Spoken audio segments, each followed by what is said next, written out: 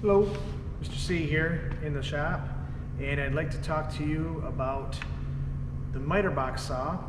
But before I do that, I want to explain to you that we are in COVID-19 right now, and I am not a videographer, I'm a woodworker, and I want to get these videos up to you with the content that you need for class. So unfortunately, I'm not going to have the time to edit, but all the content is going to be here, and you are going to be able to operate this piece of equipment safely. So what I'd like to do is talk about the miter saw, and as you know, before we start working with any type of piece of equipment, we will need to make all the necessary adjustments to do the job that we need to. And before we start making adjustments, what we want to do is lock out the power to this piece of equipment, okay? So now that we have the power locked out, we can go ahead and start making adjustments to our machine to go ahead and get the desired result that we're looking for, okay? Now typically, when you come up to this machine, in class, this should be locked in place like this, where it doesn't slide back and forth, and the head, the miter box head, or the saw head is locked down in this position. What you need to do to release that is push down on the head a little bit, pull this green little push pin.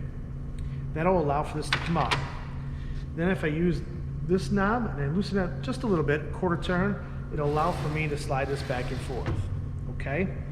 Now what we'll use this for is cutting different angles on pieces of material, or just cutting them square, depending on what the job is at hand and what's needed for your project, okay? The dust collection is connected to this, and it is at 90 degrees, all right? Whenever we're using this piece of equipment, if we have a long board, we may want to use one of these roller stands that's right here, okay? And I will have another one over there when you guys are working if you need to, if the piece is hanging over on the other side, okay? Now, I would like to address some of the safety things, okay? Whenever we're cutting using the miter box saw, you want to come down onto the piece of material. Make sure the line is set up on, I'm sorry, the scrap side of the line is on this side. The side that you need for your project is on this side.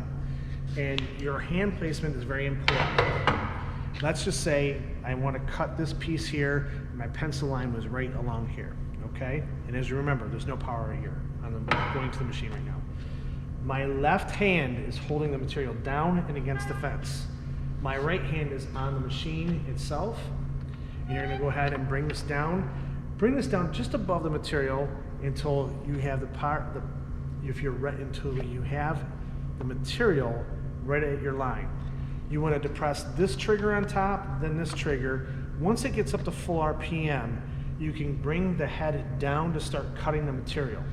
And when you do this, you need to bring the material with the head down, all the way down until it stops, then pull it out, okay? This is the proper way to go ahead and make a cut using this machine, all right? Now, if we have to angle it one way or the other, I need to press this button here and lift on this handle, and I can move this over, okay? Once I've done that, I can lock it down, and right now, my indicator is telling me 45 degrees. If I need to make an angle, I always want to angle it to the right side. I never angle it to the left, okay? Here's one reason. Can you give me 1 second? We're gonna pause this just for 1 second. I need to make some lines on here, okay?